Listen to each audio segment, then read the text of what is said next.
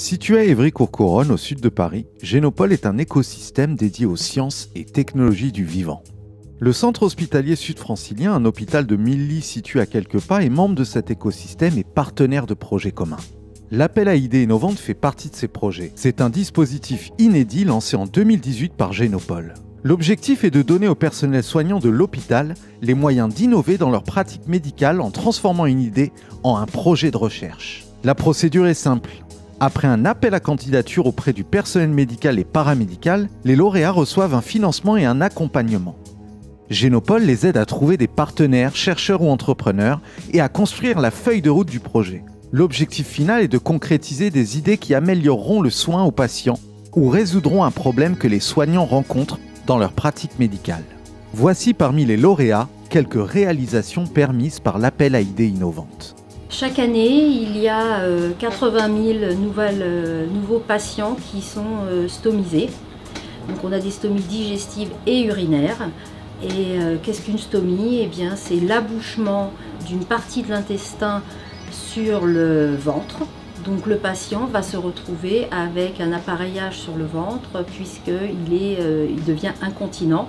Donc il y a une poche de recueil. Moi j'avais un projet d'aider les patients, d'être présents. Donc je me suis dit qu'on allait faire une application sur smartphone. Le Génopole nous a mis un petit peu le pied à l'étrier puisqu'il a donné des fonds qui ont permis de rémunérer une étudiante ingénieure qui a commencé à travailler les bases de cette application. Donc la problématique, c'est de réaliser une anesthésie loco-régionale sous éco-guidage qui nécessite en fait d'aller repérer des structures vasculaires et nerveuses qui sont en général à côté en échographie et d'aller au moyen d'une aiguille sous contrôle de l'échographie, injecter une solution d'anesthésique locale au contact du nerf pour bloquer la transmission de l'influx nerveux et donc endormir le membre considéré. Donc ça nécessite d'être bien coordonné, de faire des gestes avec les mains différents, la main droite, la main gauche, tout en regardant sur un écran, sans regarder le patient. Notre projet, c'était de faire en sorte de permettre à des étudiants, des apprenants, de s'entraîner à ce geste dans les conditions qui s'approchent des conditions du réel, sans passer par la phase d'apprentissage en fait, sur un patient. Donc nous, on développe ces simulations en réalité virtuelle en combinant le visuel avec des casques et des bras à retour de force qui permettent de reproduire le geste et les sensations de toucher, qui permettent aux praticiens de s'entraîner à travers les simulations. Grâce à l'appel à idées innovantes, on va pouvoir développer un logiciel de formation des médecins à la gestion de situations sanitaires exceptionnelles en réalité virtuelle.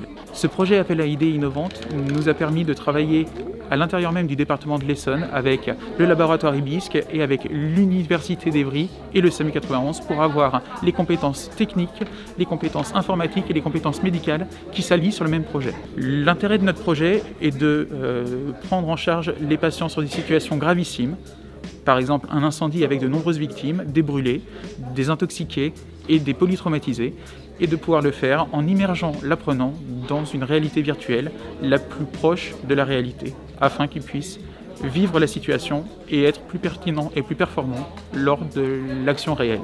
Un des projets de cette année qui a été retenu est un projet en partenariat avec le Centre national de recherche en génomique humaine du Génopole. C'est un projet qui vise à retrouver des gènes de susceptibilité d'une petite anomalie qui est un web carotidien, c'est-à-dire c'est une petite malformation à l'intérieur de la carotide qui crée un repli où se forment des caillots, qui est une cause assez fréquente d'AVC du sujet jeune, souvent 40-50 ans. Et cette anomalie, c'est une anomalie qui a été récemment décrite, pour laquelle nous avons des arguments pour une recherche génétique. Et donc le but avec ce partenariat, c'est de pouvoir profiter des compétences du Centre national de recherche en génomique humaine sur la recherche en génomique. Et nous, bien sûr, nous avons notre activité clinique, nous avons beaucoup de patients qui sont bien sûr très motivés pour participer à ces programmes de recherche visant à améliorer la connaissance de leur pathologie.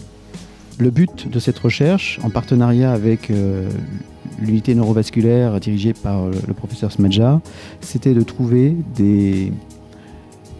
une solution pour aider le médecin à diagnostiquer au plus vite l'AVC ou l'importance de l'AVC et décider surtout d'un traitement thérapeutique le plus efficace possible. Donc ces équipements qui sont très importants, très coûteux, déjà font un travail qui est préconisé par la Haute Autorité de Santé, à savoir identifier au mieux les risques de l'AVC, mais surtout, ils doivent être augmentés par une intelligence qui va permettre d'aider le médecin à optimiser son diagnostic. Et ce diagnostic, il est optimal quand on fait de l'apprentissage. L'apprentissage, ça consiste à collecter une base de données suffisamment importante pour apprendre à une machine à optimiser la décision. La base de données sans le médecin, ça ne sert à rien. Le logiciel sans la base de données et le médecin, ça ne sert à rien non plus. C'est l'adéquation des deux qui produit justement ce logiciel, cet outil qui aujourd'hui est en phase de brevetabilité.